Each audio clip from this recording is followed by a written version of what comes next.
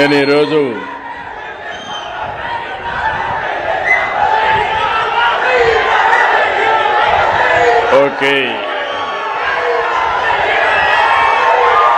అందరికీ నమస్కారాలు. మీ అభిమానం, మీ ఉత్సాహం చూస్తూ ఉంటే ఈరోజు నాకు ఎంత ఆనందంగా ఉందో చెప్పడానికి వీలు లేదు. అంత ఆనందంగా ఉన్నాం.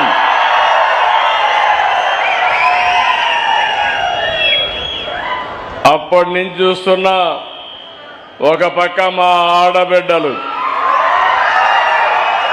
ఇంకొక పక్క మా రైతులు, ఎటు చూసినా మీలో చూస్తామంటే ఎంత ఉత్సాహం ఉందంటే, మళ్ళీ రేపు ఎప్పుడు ఎన్నికలు జరిగినా ఎన్డీఏ కూటమిదే విజయం.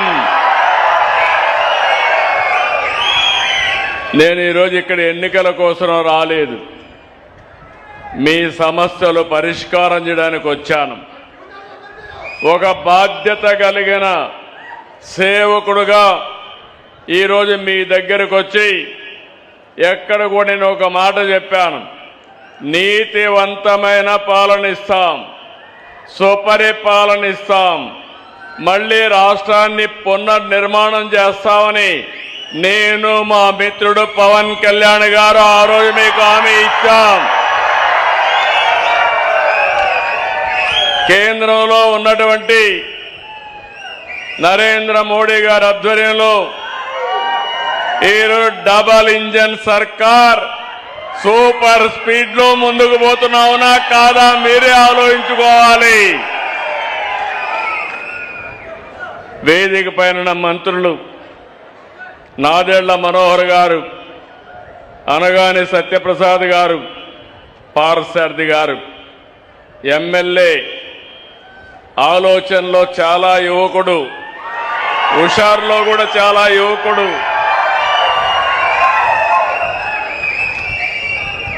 చాలా బాగా పనిచేస్తున్నట్టు కామినేని శ్రీనివాసరావు గారు,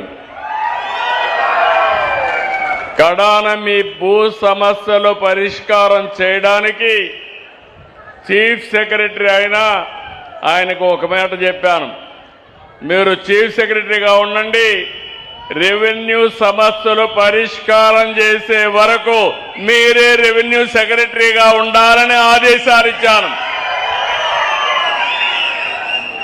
ఇంకొక పక్కన కమిషనర్ ల్యాండ్ రెవెన్యూ జయలక్ష్మి గారు, ఇక్కడ కలెక్టర్ సెల్వి గారు, ఇంకో పక్కన నేను ఇప్పుడే చూశాను నాగేశ్వరరావు గారు ఒక పక్కన, దుర్గా భవానీ గారు ఇంకో పక్క లబ్ధిదారులు. ఇప్పుడే మీ ఎంఆర్ఓ ఆఫీస్కి వెళ్ళాను. ఎంఆర్ఓ ఆఫీసులో ఎంత ఆనందం అంటే, నాకు 1947లో రెండో ప్రపంచ యుద్ధంలో జరిగినటువంటి సైనికుల కోసం పట్టాలు ఇచ్చారు. స్వాతంత్రం రాకమునుపు యుద్ధం, ఆ యుద్ధంలో పార్టిసిపేట్ చేశారని పట్టాలు ఇస్తే, ఇప్పటి వరకు పరిష్కారం కాని సమస్యని ఈరోజు పరిష్కారం చేసి పట్టాలు ఇచ్చాం. దీనికంటే రాజకీయ జీవితంలో ఆనందం ఏముంటుందని అడుగుతున్నా మిమ్మల్ని. ఎందుకంటే ఈరోజు నేను ఒకటే ఆలోచించాను, నేను చాలా సమస్యలపైన పోరాడుతున్నాను. అన్నింటికంటే ముఖ్యమైన సమస్య పట్టాదారు పాసు పుస్తకం. మీ భూమి, మీ హక్కు, వేరే వాళ్ళ పెత్తనం మీ భూమిపైన ఉండడానికి వీలు లేదు. మీ పట్టాదారు పాసు పుస్తకం పైన వేరే వాళ్ళ ఫోటో వేసుకోవడానికి అంతకన్నా వీలు లేదు. మామూలుగా వారసత్వ సమస్యలు కొన్ని వచ్చాయి. కొన్ని అధికారులు ఎప్పటికప్పుడు తప్పిదాల వల్ల కొన్ని సమస్యలు వచ్చాయి. 1924లో విధ్వంసం వల్ల మరిన్ని సమస్యలు వచ్చి జటిలమైపోయింది. ఎవరైనా సరే ఇష్టం లేకపోతే వాళ్ళ భూమిని ఇమ్మంటే ఇవ్వకపోతే 22A కింద పెట్టేశారు. అంటే ఒకే సింపుల్, మీ భూమి మీరు అనుభవిస్తున్నారు, వాళ్ళు అడిగినప్పుడు ఇవ్వకపోతే మీ జుట్టును వాళ్ళ చేతుల్లో పెట్టుకోవాలని రికార్డులో డిజిటల్గా 22A వేశారు. అక్కడి నుంచి ప్రభుత్వ భూమి అయిపోయింది. సమస్యలు చాలా వచ్చాయి. నాకు కూడా అర్థం కాలేదు. ముఖ్యమంత్రి అయితే నేను ఎక్కడికి పోయినా కట్టలు కట్టలుగా అర్జీలన్నీ భూ సమస్యలపైనే వచ్చాయి. ఆ రోజు నేను ఒక సంకల్పం చేశాను, ఎట్టి పరిస్థితుల్లో ఈ సమస్య పరిష్కారం చేసే వరకు వదిలిపెట్టనని ఒక సంకల్పం చేశాను. నేను ప్రతిరోజు మా వాళ్ళని పట్టుకుంటా ఉంటాను. సత్యప్రసాద్ రెవెన్యూ మంత్రి క్యాబినెట్లో కనపడినా ఎక్కడ కనపడినా అడగతానే ఉంటాను. పక్కనే సాయి ప్రసాద్ చీఫ్ సెక్రటరీ అయినా వేరే సమస్య చెప్తే ఈ సమస్య కూడా మీదే అని చెప్తాను. జయలక్ష్మి గారు ముగ్గురు కలెక్టర్ గారు ఉన్నారు. నేను అడుగుతున్నా, ఈ రైతాంగంలో ఆనందం చూసిన తర్వాత ఇప్పుడైనా మీ కిక్కు మీకు అర్థమైందా అని మిమ్మల్ని అడుగుతున్నా. సమస్యలు పరిష్కారం చేసి ప్రజలు జేజేలు కొడతారు. సమస్యలు పరిష్కారం చేయకపోతే 151 ఏమైందో మనమే చూశాం. కానీ ఈరోజు మిమ్మల్ని అందరినీ చూసిన తర్వాత ఒక తృప్తినిచ్చింది, నాకు ఒక ఆనందాన్ని ఇచ్చింది. సమస్య ఇంతటికి పరిష్కారం కాలేదు, ఇంకా చాలా ఉన్నాయి, చాలా గ్రామాల్లో ఉన్నాయి. నేను కూడా బటన్ నొక్కచ్చు, లేకపోతే పరదాల చాటును రావచ్చు, నేను విమానంలో వచ్చి హెలికాప్టర్లో వస్తే చెట్లు నరికేయచ్చు. మీ సమస్య పరిష్కారం అవుతుందని అడుగుతున్నా.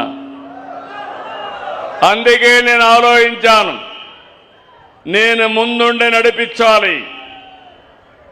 అధికార యంత్రాంగానికి అప్పచెప్పినా నేను ఎన్నిసార్లు మా అనగాని సత్యప్రసాద్కి చెప్పినా కొన్ని రోజుల తర్వాత ఇది అలవాటే కాదు అనుకుంటాడని నేను నిర్దిష్టమైన డేట్ పెట్టుకున్నాను. ప్రతి నెల 9వ తారీఖున మీ దగ్గరికి రావాలి, నేరుగా పట్టాదారు పాసు పుస్తకాలు ఇవ్వాలి. అంతవరకు జరిగినంత కూడా సమీక్ష చేసుకోవాలి. జరగబోయేదానికి మళ్ళీ ప్రణాళిక అప్రమత్తం చేసుకోవాలని చెప్పి ఆలోచించి వచ్చాను. ఇప్పటికి 7 సార్లు వచ్చాను, అంటే 7 నెలలు అయింది. ఇంకొక 7 నెలల్లో పూర్తి చేయాలి. మా జయలక్ష్మి గారిని ఇప్పుడే అడిగా, 7,451 గ్రామాల్లో 32,22,346 పాసు పుస్తకాలు ఇచ్చాం. ఇది మామూలు పాసు పుస్తకం కాదు. ఎవడంటే వాడు ట్యాంపర్ చేయడానికి వీలు లేదు, ప్రింట్ చేయడానికి అంతకంటే వీలు లేదు. సెక్యూరిటీ ప్రెస్లో చేశాం.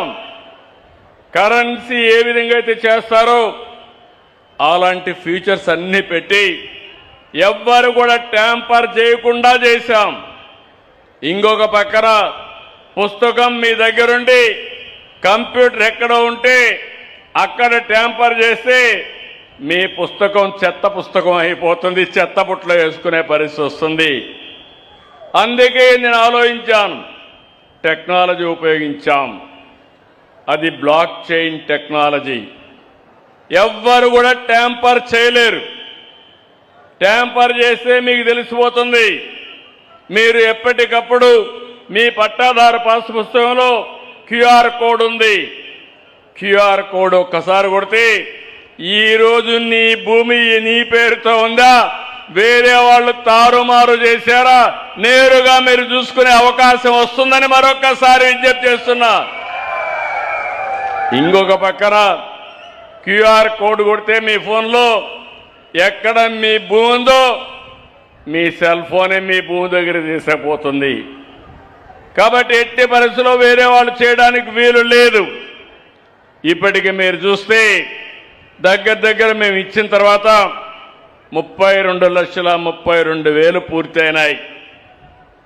ఇంకా 7 నెలలే మిగిలింది. మా రెవెన్యూ సెక్రటరీ చెప్తున్నాను, chief secretary come revenue secretary మా అనగాని సత్యప్రసాద్ చెప్తున్నాను, ఇంకా 9,365 గ్రామాలున్నాయి. 68,64,000 మందికి పట్టాదారు పాస్ పుస్తకాలు ఇవ్వాలి. ఈరోజు కలిదిండిలో ఈరోజు ఇప్పుడే మీరు చూశారు, మేము మీ అందరికి కూడా పట్టాలు ఇచ్చాం. నేను చూస్తే సర్వే నెంబర్ 2OROR కింద ఈరోజు మీరు చూస్తే దగ్గర చాలా మందికి ఇబ్బందులు వచ్చాయి. ఈ గ్రామంలోకి వస్తే దగ్గర 6 రకాలైనటువంటి కలిదిండిలో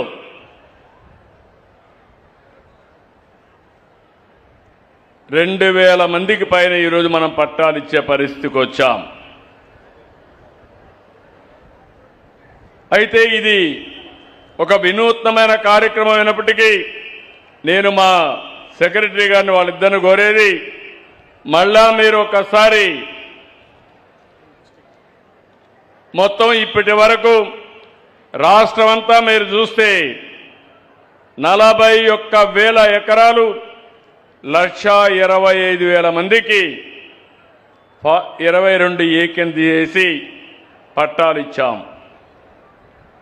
ఏలూరు జిల్లాలో 5,520 ఎకరాలు 5,502 మందికి బెనిఫిషరీస్ రైతులకు పట్టాలు ఇచ్చాం.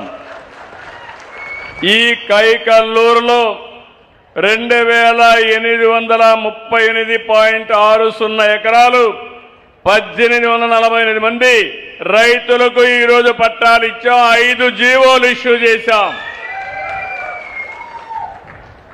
ఇది ఒక చరిత్ర. అయితే ఇక్కడ మా ఆఫీసర్ సత్యప్రసాద్ గారు, సాయి ప్రసాద్ గారు ఇద్దరు ఆలోచించుకోవాలి. మీరు చేసిన పనికి అభినందనలు. చివరి వ్యక్తికి న్యాయం జరిగే వరకు 68 లక్షల మందికి పట్టాలు ఇచ్చే వరకు మిమ్మల్ని వదిలిపెట్టనని మరొక్కసారి వారిద్దరికీ గుర్తు చేస్తున్నారు. ఎందుకంటే ఇది ఒక పవిత్రమైన కార్యక్రమం. ప్రతి ఒక్కరి యొక్క ఆత్మ గౌరవానికి సంబంధించిన విషయం. ఒకరిద్దరు చెప్పినప్పుడు చాలా బాధేసింది. భూమి ఉంది, అమ్ముకోలేకపోయాను, తాకట్టు పెట్టలేకపోయాను, రుణం తీసుకోలేకపోయాను, పిల్లల పెళ్ళిళ్ళు చేయలేకపోయాను. అంటే ఆస్తి ఉంది, ఇన్ని సంవత్సరాలు అనుభవించలేకపోయాం, సమస్యల పరిష్కారం చేయలేకపోయాం. ఈరోజు నాకు ఒక ధైర్యం వచ్చింది, సమస్య పరిష్కారం అయిందని వాళ్ళ కళ్ళు చూస్తే, వాళ్ళ ఆనందం చూస్తే నా జీవితం చరితార్థమైందనే ఆనందాన్ని కలిగిందని చెప్పి కూడా నేను మీకు తెలియజేస్తున్నా. అందుకే ఈరోజు ఇంకొక పక్కన 86 నుంచి లెగసీ రికార్డ్స్ అన్ని డిజిటలైజేషన్ ప్రారంభించాం. 1B, అడంగల్, డీకేటీ, ఏఆర్సి, ఇనామ్, సీలింగ్ అన్నీ కూడా క్లాసిఫికేషన్లు పెట్టి అన్ని డాక్యుమెంట్లు, లింక్ డాక్యుమెంట్స్ అన్నీ కూడా ఆన్లైన్లో ఉంటాయి, బ్లాక్ చైన్లో ఉంటాయని చెప్పి కూడా నేను మీకు తెలియజేస్తున్నా. ఇప్పటికే 9 లక్షల మందికి మెటేషన్ ఇచ్చాం, ఆటోమెటేషన్కి చాలా మందికి ఇచ్చాం. కొత్తగా మీరు చూస్తే వారసత్వ భూములన్నీ మీరు మీ పిల్లలకి ఇవ్వాలన్నా, మీరు మీ వాళ్ళకి ఇవ్వాలనుకుంటే, కుటుంబ సభ్యులకు ఇవ్వాలంటే 10 లక్షల లోపల ఉంటే 100 రూపాయలు, 10 లక్షల పైన ఉంటే 1000 రూపాయలు ఛార్జ్ కట్టి దర్జాగా వారసత్వం యొక్క ట్రాన్స్ఫర్ మీరు చేసుకునే అవకాశం ఉంటుందని చెప్పి కూడా నేను మీకు తెలియజేస్తున్నా. ఇంకొక పక్కన ఈ సమస్యలన్నీ మనం పరిష్కారం చేసుకున్న తర్వాత నేను ముందే చెప్పాను, టెక్నాలజీతో కూడా పెట్టాం. ప్రతి ఒక్కరి భూమి ఎవ్వరు కూడా ట్యాంపర్ చేయకుండా ఈకేవైసీ పెట్టి మీ సమక్షంలో సర్వే చేశాం.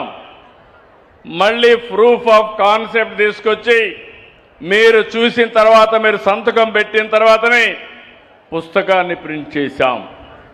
పుస్తకం ప్రింట్ చేసిన తర్వాత గ్రామ సభలు పెట్టి అందరి సమక్షంలో మీ అందరికి ఇమ్మన్నా. ఎందుకు ఇమ్మన్నా అని మీరు ఆలోచిస్తే, ఎక్కడ రహస్యంగా ఇచ్చినా అవినీతి జరుగుతుంది. దగ్గర 1 కోటి మందికి పట్టాలు ఇచ్చేటప్పుడు 1 రూపాయి అవినీతి లేకుండా చేయాలనే ఏకైక లక్ష్యంతోనే ఇవన్నీ చేశాం. దీనివల్ల భూ సమస్య శాశ్వతంగా పరిష్కారం అవుతుంది. టెక్నాలజీ ఉంటుంది, సులభతరంగా మీరు ట్రాన్స్ఫర్లు చేసుకోవచ్చు. ప్రభుత్వానికి కూడా వెసులుబాటు వస్తుంది, లిటిగేషన్ తగ్గుతుంది. ఈ సందర్భంగా మిమ్మల్ని అందరినీ ఒకటే కోరుతున్నా, మీరు కూడా కుటుంబ సభ్యులు ఉంటారు. ఇప్పుడు భూమి రేట్లు పెరిగితే మీకు కూడా బాంధవ్యాలు మారిపోతున్నాయి. భూమితో ఉండే బాంధవ్యంతో అన్నదమ్ములు కొట్లాడుకునే పరిస్థితికి వచ్చారు. పిల్లలు తల్లిదండ్రులు గొడవలు వచ్చే పరిస్థితికి వచ్చింది. ఇవన్నీ కూడా మనం మానేసి మనం అందరం కూడా దీన్ని లిటిగేషన్ తగ్గించుకొని ముందుకు పోవాల్సిందిగానే మిమ్మల్ని కోరుతున్నా. ఈరోజు నేను ఈ పనులు చేస్తూనే ఈరోజు దారిలో వస్తా ఉంటే పిల్లలు కూడా జెండా పట్టుకొని నాకు స్వాగతం పలికినప్పుడు అనిపించింది, తల్లికి వందనం సూపర్ హిట్ అయిందని మీ అందరికీ తెలియజేస్తున్నాను. నేను ఆ రోజు పవన్ కళ్యాణ్ గారు ఒక మాట చెప్పాం, సంక్షేమ కార్యక్రమాలు ఇస్తాం, సూపర్ 6 అమలు చేస్తాం, అభివృద్ధి చేస్తాం, సూపర్ పాలన ఇస్తాం, రాష్ట్రాన్ని పునర్నిర్మాణం చేస్తామని చెప్పి చేసి చూపించిన ప్రభుత్వం ఎన్డీఏ ప్రభుత్వం.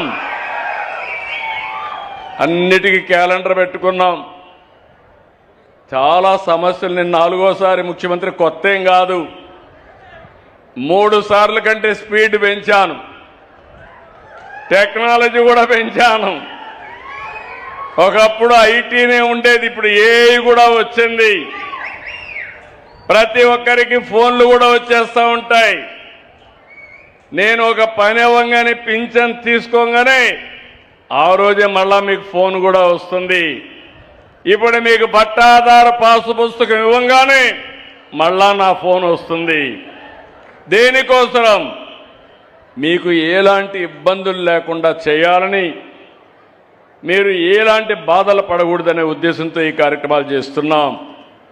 ఇక్కడికి వచ్చినప్పుడు అభివృద్ధిలో మీరు చూస్తే ఇక్కడే ఈ నియోజకవర్గంలో త్రాగునీటి సమస్య ఉంది. కొల్లేరు మొత్తం చేపల చెరువులు ఈ జిల్లాలో ఎక్కువగా ఉంటాయి. ఎక్కడ చూసినా నీళ్లు కనపడొస్తాయి, తాగడానికి మాత్రం మంచినీళ్ళు కనపడవు. అలాంటి సమస్య ఉంటుంది. అందుకనే ఈరోజు చేపల చెరువులు ఉన్నాయి కాబట్టి మీకు నీళ్లు ఇవ్వడానికి 36 కోట్ల రూపాయలు ఒక్క కైకలూరికి శాంక్షన్ చేశాం. వీలైనంత తొందరలో ప్రతి ఆడబిడ్డ కొళ్ళాయి ద్వారా, ట్యాప్ ద్వారా నీళ్లు తిప్పుకునే పరిస్థితి రావాలి. అది కూడా చేసి పెడతామని మీ అందరికీ హామీ ఇస్తున్నా. ఈ జిల్లాలో 2వ సమస్య రోడ్ల సమస్య. ఎన్నిసార్లు వేసిన రోడ్లు వర్షాలు పడతానే నల్లరేగడి నీళ్లు కాబట్టి ఎప్పటికప్పుడు రిపేర్లు వస్తూనే ఉంటాయి. ఆలోచిస్తున్నా, దీనికి కూడా ఒకప్పుడు మీరు చూస్తే ఎక్కడ చూసినా గుంతలు పడిన రోడ్లు. అడిగితే సమాధానం అడిగితే ఏమయ్యా గుంతలేసి పడ్డాయంటే నేనేం చేస్తాను, సమీక్షం ఇస్తున్నాం కదా, బటన్ నొక్కాం కాబట్టి గోతులో పడమని చెప్పేవాళ్ళు. నేను ఆ మాట చెప్పడం లేదు. సూపర్ 6 ఇచ్చాం. గుంతలు లేని రోడ్లు, సుజావుగా మీరు ప్రయాణం చేసే రోడ్లు ఇప్పించే బాధ్యత మాది. అందుకే రోడ్ల మీద ఈస్ట్ గోదావరి వెస్ట్ గోదావరి మీ ప్రాంతంలో ఎక్కువ ఆలోచిస్తున్న కృష్ణా కూడా కొంత ప్రాంతం వీలైతే సిమెంట్ రోడ్లు పోతే ఎట్టుంటుందని ఒక ఆలోచన ఉంది. అయితే నా ఆలోచనకు కూడా ఖజానా కూడా సహకరించాలి. నేను అందుకే ఎప్పటికప్పుడు అభివృద్ధి చేయాలి, సంపద సృష్టించాలి, ఆదాయాన్ని పెంచాలి, పెంచిన ఆదాయం మీకు ఖర్చు పెట్టాలనేది ఎన్డీఏ సిద్ధాంతం. లేకపోతే ఇది సస్టైన్ కూడా కాదు. ఏదేమైనా మీరే చూస్తున్నారు, ఇప్పటికీ గడ్డు పరిస్థితులు అధిగమిస్తూ అంచెలంచెలుగా ముందుకు పోయే పరిస్థితికి వచ్చాం. ఇక్కడ మీరు చూశారు, నేను 14-19 నేను ఎప్పుడూ మాట్లాడేది ఎక్కువ మాట్లాడేవాడిని. ఈరోజు చెప్పడం కాదు, ఆ రోజు చెప్పాను. ప్రపంచం మొత్తం ఆహారపు అలవాట్లు మారుతున్నాయి, భవిష్యత్ అంతా అక్వా రంగానిదేని ఆ రోజు చెప్పి చూపించాం. 1924 విధ్వంస పాలనలో కుదేలు అయిపోయింది. మళ్ళీ ప్రాబ్లమ్స్ వచ్చాయి. అమెరికా యుద్ధం, ట్రంప్ విధానాలు మన మీద మళ్ళా పిడుగుపడే పరిస్థితికి వచ్చింది. కానీ ఈరోజు నేను ఇవన్నీ ఆలోచించిన తర్వాత ఏ విధంగానైనా సరే అక్వా రంగాన్ని ఆదుకోవాలి, రైతాంగాన్ని ఆదుకోవాలని ₹1.50 కరెంట్ ఇస్తారనే మాట నిలబెట్టుకున్నాం. నేను ₹2 ఇస్తే ఆ రోజు లేదు, నేను ₹1.50 ఇస్తానని జోన్ నాన్ జోన్ అనే పేరు పెట్టి 10 ఎకరాల పైన ఉంటే వాళ్ళ కరెంట్ ఇవ్వకూడదని ఒక ఆంక్షలు పెట్టి మిమ్మల్ని ఇబ్బందులు పెట్టారు. నేను ఈరోజు అందుకే ఆలోచించాను, 10 ఎకరాలైనా పర్వాలేదు, జోన్ నాన్ జోన్ లేదు, మీరు ఒక్కసారి రిజిస్ట్రేషన్ చేసుకుంటే అందరికి కూడా ₹1.50 కరెంట్ ఇస్తాం. మొన్నే కేబినెట్ నిర్ణయం అయింది, రేపు ఇమ్మీడియట్ గా ఇది కూడా ఇస్తాం. దీనివల్ల 1150 కోట్లు ఖర్చు అవుతుంది. అయినా పర్వాలేదు, దేశానికి చేపల ద్వారా ఆరోగ్యాన్ని మీరు కాపాడుతున్నారు. మీ ఆరోగ్యాన్ని, మీ ఆర్థిక ఆరోగ్యాన్ని కాపాడడం నా బాధ్యతగా మేము తీసుకుంటున్నాం. ఇది కూడా తొందరలోనే దగ్గర 12,500 కొత్త కనెక్షన్లు వచ్చి మొత్తం ఈ సబ్సిడీ అంతా కూడా మీకు వస్తుందని చెప్పి నేను మీకు తెలియజేస్తున్నా. ఈ సందర్భంగా నేను ఒక్క విషయం మీకు అందరికి గుర్తు చేయాలి. చాలామంది మాట్లాడారు. ఈరోజు ఈ కార్యక్రమాలన్నీ మనం చేస్తా ఉంటే బాధ్యత కలిగిన రాజకీయ పార్టీలు, నేను ఎప్పుడూ అనుకోవడం లేదు బాధ్యత ఉందని ఆ పార్టీకి. ఇక్కడ ఒక పార్టీ ఉంది మన రాష్ట్రంలో, దౌర్భాగ్యం ఉందా? పార్టీ పేరు తెలుసా మీకు? ఏ పేరు? గొడ్డల పార్టీ అనా? గొడ్డలి పార్టీ అని వాళ్ళు చేతులు పైకెత్తండి. అందరూ చేతులు పైకెత్తున్నారు. ఓకే, ఎందుకంటున్నానంటే నా సుదీర్ఘమైన రాజకీయ జీవితంలో 48 ఏళ్ళు పూర్తి చేసుకున్నా. నేను మొట్టమొదటిసారిగా ఎమ్మెల్యే అయింది 78, నేను మంత్రి అయింది 80లో. అక్కడి నుంచి రాజకీయం చేశాను. దేశ రాజకీయాలు చూసా, రాష్ట్ర రాజకీయాలు చూసా, అన్నీ అయినాయి. రాష్ట్రంలో నేను చూసిన సమస్యలు మీరు చూస్తే నక్సలైట్ సమస్య, హిట్ అండ్ రన్, వాళ్ళు ఎక్కడుంటారో ఎవరికి తెలియదు. ఒక లెటర్ పంపిస్తే భయపడిపోయి మనం అందరం కూడా డబ్బులు ఇచ్చేసేయాలి. 10 కోట్లు పంపంటే ఆ రోజుల్లో 10 కోట్లు పంపించారు. ఇవ్వకపోతే ఎప్పుడో ఒకసారి వచ్చి కాల్ చేసి వెళ్ళిపోతారు. అదే జరిగింది. ఆ రోజు నేను ఆలోచించాను, దీనివల్ల అభివృద్ధి ఆగిపోతుంది. హైదరాబాద్ చుట్టుపక్కల ఉండేవాళ్ళు, హైదరాబాద్లోనే ఉండేవాళ్ళు, గడ్డన్నారం, ఎల్బీ నగరు, పటాన్ చెరువు ఎంత ఉండేవాళ్ళు. ఆ రోజు నిర్ణయం చేసి నేను పోరాడాను. కడాన నన్ను వెంకటేశ్వర స్వామి దర్శనానికి పోతా ఉంటే ఆ రోజు నేను బ్రహ్మోత్సవ సందర్భంగా లాంఛనాలు దేవుడికి ఇవ్వడానికి పోతా ఉంటే 23 క్లెయిమోర్ మైన్స్ నా మీద బ్లాస్ట్ చేశారు. సాక్షాత్తు వెంకటేశ్వర స్వామి దిగొచ్చి నాకు ప్రాణభిక్ష పెట్టాడు తప్ప ఇది నాకు మరో జన్మ. ఇంతవరకు ఇలాంటి సంఘటనలు ఎప్పుడు కూడా ఎవరు కూడా తప్పించుకోలేదు. ఒక ముఖ్యమంత్రిగా పంజాబ్లో ఇదే మరిగా బ్లాస్ట్ చేసి చనిపోయాడు. కానీ నేను భయపడలేదు. ఎందుకు భయపడలేదు అంటే నేను చేసింది మంచి పని, ప్రజలకు శాంతి భద్రతలు కాపాడాలి కాబట్టి నాకు ఏమైనా పర్వాలేదని ఆలోచించాను తప్ప నాకు ఏదో అవుతుందంటే నేను ఆ పని చేసేవాడిని కాదు. అది ఇటీవల ఎన్డీఏ ప్రభుత్వం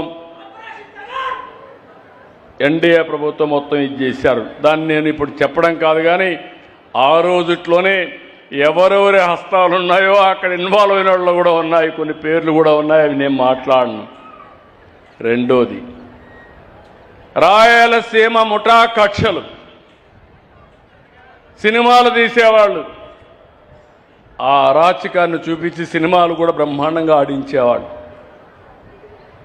అది చూసిన తర్వాత నాకు అనిపించింది, నాగరిక ప్రపంచంలో మనుషులు చంపుకోవడం ఏంటి, చెట్లు నరకడం ఏంటి, ఆస్తులను విధ్వంసం చేయడం ఏంటి ఆలోచించి కఠినమైన నిర్ణయం తీసుకుని రాయలసీమలో ముఠా కక్షలు ఉండడానికి వీలు లేదు, ఫ్యాక్షన్లు రూపొందించిన పార్టీ ఎన్డీఏ ప్రభుత్వం ఆ రోజు తెలుగుదేశం. ఆ రోజు మా వాళ్ళను కూడా అరెస్ట్ చేశా. ఇద్దరు లీడర్లు నా మాట వినకపోతే, మీరు నా మాట వినకపోతే నేను మిమ్మల్ని కూడా వదిలిపెట్టని వాళ్ళను కూడా అరెస్ట్ చేసే పరిస్థితికి వచ్చాను. హైదరాబాద్లో మత విద్వేషాలు రెచ్చగొట్టి 6 నెలలు కర్ఫ్యూ. ఆంధ్ర నుంచి హైదరాబాద్ పోవాలంటే, కర్నూలు నుంచి రావాలంటే బెంగళూరు నుంచి పాత బస్తీకి రావాలా, విజయవాడ నుంచి పోవాలంటే పాత బస్తీ ద్వారానే పోవాలి, ఎల్బీ నగర్ ద్వారానే పోవాలి. 6 నెలలు రాకపోకలు ఉండేటి కాదు ఓసారి. దాని మీద కంట్రోల్ చేశాం. ఇప్పుడు ఔటర్ రింగ్ రోడ్ వేసాం కాబట్టి ఓల్డ్ సిటీ కూడా అందులో భాగం అయిపోయే పరిస్థితికి వచ్చింది. దానివల్ల అభివృద్ధి జరిగింది. కానీ మన రాష్ట్రానికి వస్తే దౌర్భాగ్యం, ఒకప్పుడు రౌడీలంటే భయపడిపోయేవాళ్ళు. నేను ఒక మాట చెప్పాను, ఒకప్పుడు 1495-2004లో ఎవడైనా రౌడీ అనేవాడు మాత్రం ఆంధ్రప్రదేశ్ రాష్ట్రంలో ఉండడానికి వీలు లేదని రౌడీజాన్ని పూర్తిగా రూపుమాపాం. ఎందుకంటే మా ఆడబిడ్డలకు రక్షణ కావాలి. 1924 గంజాయి బ్యాచ్, బ్లేడు బ్యాచ్లు, గంజాయి తాగడం, ఎక్కడికక్కడ ఈ యొక్క సారా కల్తీ మందు తాగడం, ఎక్కడికక్కడ డబ్బులు సంపాదించడం, రౌడీ చేయడం, అంత అరాచకాలు జరిగాయి. నేను 2024 నుంచి మీరు చూస్తున్నారు, మొహమాటం లేకుండా అణిచేశాను. ఏజెన్సీ ఏరియాలో వాణిజ్య పంట కింద గంజాయి పండించేవాళ్ళు. నేను అక్కడికి సెటిలైట్ సర్వే చేయించి, డ్రోన్లు పంపించి, ఎక్కడ గంజాయి ఉందో పోలీసులు పంపించి పూర్తిగా గంజాయి అంతా నిర్మూలించి ప్రత్యామ్నాయ పంటలను ప్రోత్సహించి గిరిజనులు ఆదుకున్నాం. ఇంకో పక్క చాలా మంది గంజాయికి అలవాటు పడ్డారు, ఇప్పుడు కూడా మారడం లేదు. వాళ్ళపైన ఒక పక్క పోరాడుతున్నా. మొన్నే మీ దేవరాపల్లి టొబాకో ఒక ఎగ్జాంపుల్ చెప్తున్నా మీకు. ఆ టొబాకో అక్కడ జరిగితే తప్పు లేదు. నేను కేంద్రంతో మాట్లాడుతున్నాను. కొంతమంది రైతులు అదనంగా కూడా ఉత్పత్తి చేశారు, 10 రూపాయలు వస్తుందని. ఇప్పుడు రేట్లు తగ్గిపోయినాయి. దానికి 50,000 రూపాయలు కేంద్రాన్ని ఒప్పించి ఇంట్రెస్ట్ ఫ్రీ లోన్ అందరికీ ఇప్పిస్తున్నాం. నేను దగ్గర 100 కోట్ల రూపాయలు కేజీకి 10 రూపాయల చొప్పున సబ్సిడీ ఇస్తున్నాం. ఇది ఇస్తా ఉంటే ఇక్కడికి వచ్చి వాళ్ళకు ధరలు ఇప్పిస్తాననే పేరుతో మొత్తం వాళ్ళు తెచ్చిన పంటంతా దొక్కేశారు, పొగాకంతా దొక్కేసే పరిస్థితికి వచ్చారు. వీళ్ళ రౌడీజం ఎట్లుంటుందంటే అక్కడ తాగిచ్చడం, మీరు చూసుంటారు, చొక్కాలు ఇప్పేసి రోడ్డు మీద ఎగురుతున్నారు, స్థైర్య విహారం చేస్తున్నారు, రోడ్లు బ్లాక్ చేస్తున్నారు. తాగిన వాడు మైకోలో తెలియకుండా మోటార్ బైక్ను ఒక చేత్తో తిప్పుతున్నాడు. అంటే సర్కస్ చేస్తున్నారు రోడ్ల మీద. ఏ విధంగా లా అండ్ ఆర్డర్ కంట్రోల్ చేయాలి మీరే చెప్పండి. అంటే ఎవరైనా తప్పు చేసే చర్యలు తీసుకోవాలా లేదా అని మిమ్మల్ని అడుగుతున్నా. మా వాడు తప్పు చేస్తేనే నేను అరెస్ట్ చేశాను. గుంటూరులో తెలుగుదేశం కార్యకర్త ఒక ఆడబిడ్డను అవమానించాడని ఇమ్మీడియట్ గా అరెస్ట్ చేసి లోపల పెట్టిన ప్రభుత్వం ఈ ఎన్డీఏ ప్రభుత్వం అని చెప్పి కూడా మీకు తెలియజేస్తున్నా. నేను అడుగుతున్నా, వెస్ట్ గోదావరిలో ఉండే మిమ్మల్ని అందరినీ, మా పోలీస్ ఆఫీసర్ శ్రీకాకుళంలో బందోబస్తుకి వెళ్ళింది. బందోబస్తుకి వెళ్తే ఎందుకు వెళ్ళారు ఈయన అడిగితే గొడ్డలి పార్టీ అధినేత వెళ్ళాడు. 6 గంటలు. నెక్స్ట్ డే ప్రధానమంత్రి వస్తున్నాడు. ప్రపంచం అంతా ఎదురు చూస్తూ ఉంది. అలాంటి ప్రతిష్టాత్మకమైన కార్యక్రమం రోడ్డు మీద వెళుతూ విన్యాసాలు చేస్తూ 7 గంటలు ఎక్కడికక్కడ రఫా అంటూ ఎన్ని అరాచకాలు చేయాలో చేసే పరిస్థితికి వచ్చారు. కడాన అక్కడ ఒక పోలీస్ ఆఫీసర్ ఉంటే ఆ అమ్మాయిని అందరూ ఇచ్చేసి వాడి మీద చేతులేసి అసభ్యంగా ప్రవర్తించారు, తొక్కి అసభ్యంగా ప్రవర్తించారు. ప్రజలను కాపాడవలసిన పోలీస్ ఆఫీసర్ పైనే ఇలాంటి అసభ్య ప్రవర్తన ఉంటే మా ఆడబిడ్డలకు ఎవరు రక్షణ ఇవ్వాలనో మీరే ఒక్కసారి ఆలోచించిన తమ్ముళ్ళు అడుగుతున్నా. గొడవలు చేయడం, రోడ్డు మీదకి రావడం, విన్యాసాలు చేయడం, రెచ్చగొట్టడం, మళ్ళీ మాట్లాడితే ఈ ప్రభుత్వం కావాలని చేస్తుంది, పోలీసులు కావాలని చేస్తున్నారని మా మీద నెపమేయడం. డిఎస్సీ ఉంది, మీరు చూశారు. నేను అడుగుతున్నా, నేను మొదటి సంతకం పెట్టాను. నేను పవన్ కళ్యాణ్ గారు ఆ రోజు ఆలోచించి ఎన్నికల ముందు చెప్పాం, పేద పిల్లలు ఎవరైతే చదువుకున్నారో నిరుద్యోగులకు ఉద్యోగం ఇస్తాం, మెగా డిఎస్సీ పెడతాం. మొదటి సంతకం పెట్టి 1 సంవత్సరంలో ఉద్యోగాలు ఇస్తామని ఆ ఉద్యోగాలు ఇచ్చాం. ఉద్యోగాలు ఇవ్వకుండా చేయాలని 350 సార్లు కోర్టుకు వెళ్ళారు. అన్ని వెకేట్ చేపించాం, ఉద్యోగాలు ఇచ్చాం. వాళ్ళ రమ్మన్నాం, కుటుంబాలతో వచ్చారు. వాళ్ళు ఒక్కొక్కసారి చెప్తే ఆనందం కలిగింది.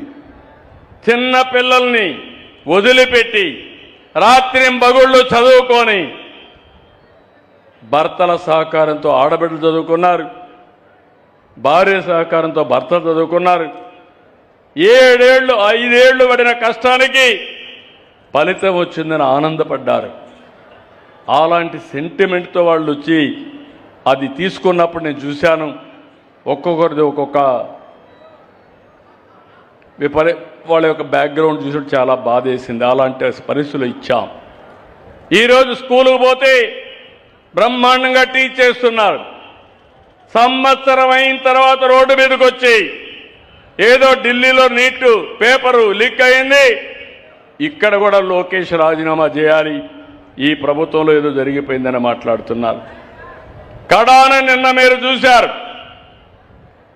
ఎవరైతే ఉద్యోగాలు వచ్చాయో మెగా డిఎస్సీలో వాళ్లే ర్యాలీ చేసి ఇంతవరకు చూశాం, ఇప్పుడు మాకు ఓపిక నశించింది, మేము చదువు చెప్పడం ఎంత బాగా చెప్తామో తప్పు చేసిన వాడిని చితక కొట్టడం కూడా అదే మారి కొడతామని రోడ్డు మీదకి వచ్చారు.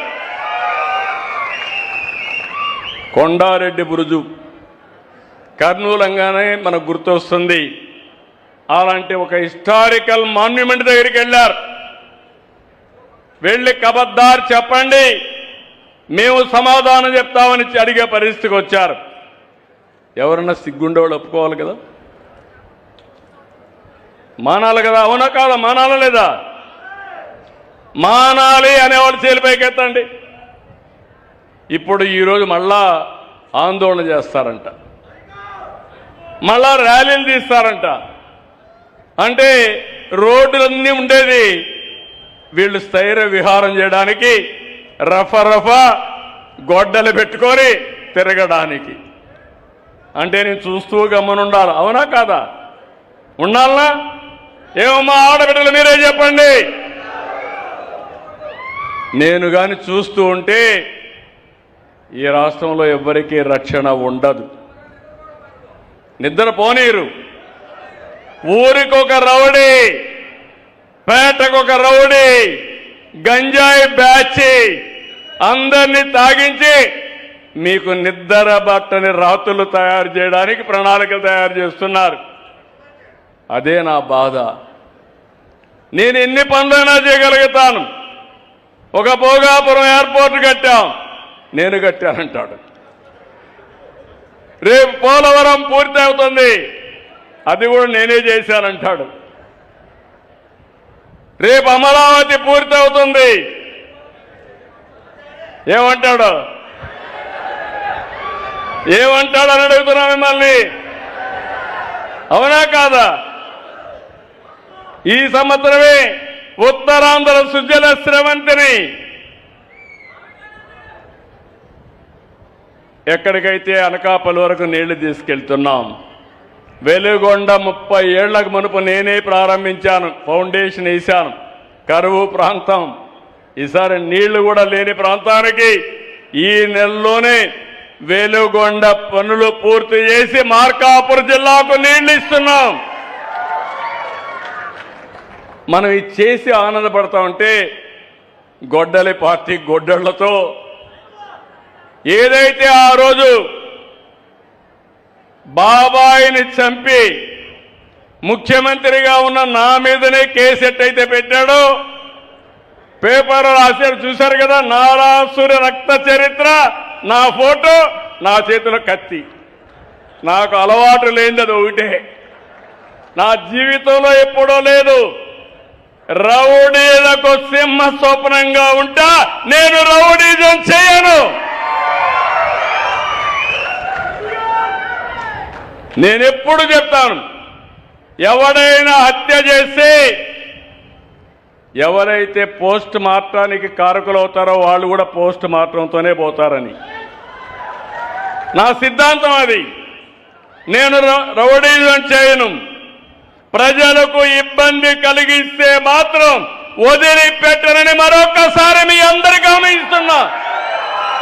చేయాలన్నా లేదా అని మిమ్మల్ని అడుగుతున్నా. మీలో కూడా రోషం రావాలి కదా. అందుకే నేను నిన్నే అనౌన్స్ చేశాను, నేను అని. ఒక మామూలు మహిళ ద్రౌపది ముర్ము అనే నేను ఈరోజు భారతదేశ రాష్ట్రపతిగా అయ్యారు. ఏంటి ప్రత్యేకత? మామూలు మహిళ, గిరిజన మహిళ, చాలా కష్టాలు వచ్చాయి, కుటుంబ సభ్యులు చనిపోయారు, పేదరికం ఉంది. పోస్ట్ గ్రాడ్యుయేషన్ చదువుకొని అంచెలంచెలుగా ఒరిస్సాలో మంత్రి అయ్యి, గవర్నర్ అయ్యి, దేశ అధ్యక్షురాలుగా తయారైంది. ఒక అబ్దుల్ కలాం, ఒక బిఆర్ అంబేద్కర్, ఒక ఎన్టీఆర్, ఒక గాంధీజీ, ఒక నరేంద్ర మోడీ, అందరూ కూడా మామూలు వ్యక్తులే. 80 ఏళ్ళైంది స్వాతంత్రం వచ్చి, 80వ స్వాతంత్ర వేడుక జరుపుకుంటున్నాం. నేను అందుకే ఒక మాట చెప్పాను, చంద్రబాబు నాయుడు అనే నేను స్వర్ణాంధ్రప్రదేశ్ 2047 కోసం సంకల్పం చేశాను. మరి మీరు అడుగుతున్నా, ప్రతి ఒక్క వ్యక్తి గుర్తుపెట్టుకోవాలి, నేను మీకు కూడా శక్తి ఉంది. మీరందరూ నేషనల్ డెవలప్మెంట్లో పార్ట్నర్స్ కావాలి, దేశ అభివృద్ధిలో భాగస్వాములు కావాలి. మీరేదో పోయి యుద్ధం చేయక్కర్లేదు. యుద్ధం చేసేవాళ్ళు వేరే బ్యాచ్ ఉన్నారు, వాళ్ళు యుద్ధం చేస్తారు. కానీ మీరు చేయాల్సింది ఒక రైతు ఎరువు తగ్గించి, క్రిమి సంహారక మందులు తగ్గించి, కెమికల్ ఫెర్టిలైజర్ తగ్గించి బ్రహ్మాండంగా వ్యవసాయం చేస్తే, ఏ తమ్ముడు నవ్వుతున్నావు, బాగా వ్యవసాయం చేస్తే మీరు కూడా దేశం కోసం పనిచేసినట్టే.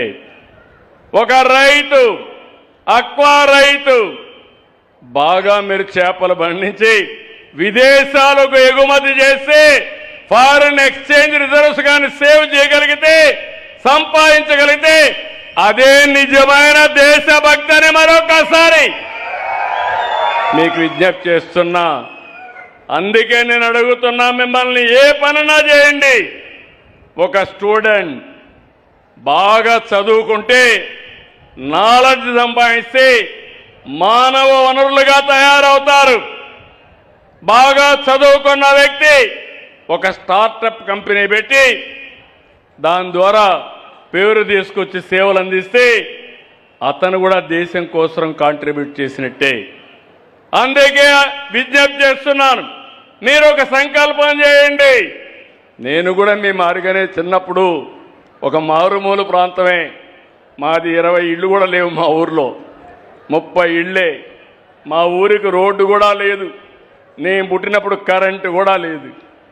కరెంటు లేని ఊర్లో పుట్టి విద్యుత్ శక్తి సంస్కరణలు దేశంలో తీసుకొచ్చిన వ్యక్తిని నేనే మీకు విజ్ఞప్తి చేస్తున్నా. 99లో మొట్టమొదటిసారిగా పవర్ సెక్టర్ రిఫార్మ్స్ తీసుకొచ్చాం. ఈరోజు దేశానికి ఆదర్శమైంది. ఒకప్పుడు కరెంటు లేదు, మీ ఇంటిపైనే సోలార్ ద్వారా కరెంటు తయారు చేసుకునే పరిస్థితికి వస్తున్నారు. ఇది టెక్నాలజీలో మార్పులు. అందుకే నేను ఒక పిలిపించాను. ఈసారి 80వ స్వాతంత్ర దినాన్ని ఘనంగా జరుపుకోవాలి. కుడి చేతిలో జాతీయ జెండా, మీ మనసులో నేను అనే సంకల్పం. సిద్ధమా మీరు? తమిళలో మీరు అది మీరు చెయ్యగలిగితే, మీరు సంకల్పం చేయండి. మీ సంకల్పానికి సహకారం అందించే బాధ్యత నాది, మాది. అప్పుడు తిరుగులేదు. భారతదేశం వికసిత్ భారత్, ఆంధ్రప్రదేశ్ స్వర్ణాంధ్ర. రెడీనా? మాటలేనా? దీనికి అడ్డం వచ్చే వాళ్ళని తొలగించుకుంటా పోదామే, సహాయ నిరాకరణ చేసుకుంటూ పోదామే. అప్పుడు ఎవ్వడు ఏమీ చేయలేడు తమ్ముళ్ళు. అందుకే మిమ్మల్ని కోరుతున్నా, మిమ్మల్ని చూస్తే ఎంతైనా చెప్పాలంది కానీ దీనికంటే ఎక్కువ చెప్పలేము. మళ్ళీ అడుగుతున్నా, 6 రోజులే. ఈ రోజుటి నుంచి మీ మనసులో ఉండాలి జాతీయ జెండా, మనసులో సంకల్పం, అజెండా. రెండవది, నేను నా దేశం, దేశ అభివృద్ధిలో మీరు భాగస్వాములే. ఎక్కడున్నా పర్వాలేదు. ఒక చెట్టు నాటండి, చెట్టును పెంచండి. మీకు బాధ్యత ఉంది. ఆక్సిజన్ తీసుకుంటున్నారు, కార్బన్ డయాక్సైడ్ వదిలిపెడుతున్నారు. కార్బన్ డయాక్సైడ్ తీసుకొని మళ్ళా ఆక్సిజన్ ఇచ్చే చెట్టు ఇస్తుంది. అలాంటిది ప్రతి ఒక్కరూ ఒక చెట్టును పెట్టడం, ఆ చెట్టును చూసి మీ సంకల్పాన్ని మళ్ళీ ఒకసారి పునరావృతం చేసుకుంటూ ముందుకు పోవాల్సిన అవసరం ఉంది. ఇక్కడికి వచ్చినప్పుడు కొల్లేరు విషయంలో కూడా అన్ని జాగ్రత్తలు తీసుకుంటున్నాం. తొందరలోనే కొల్లేరు విషయానికి శాశ్వత పరిష్కారం కోసం అన్ని విధాల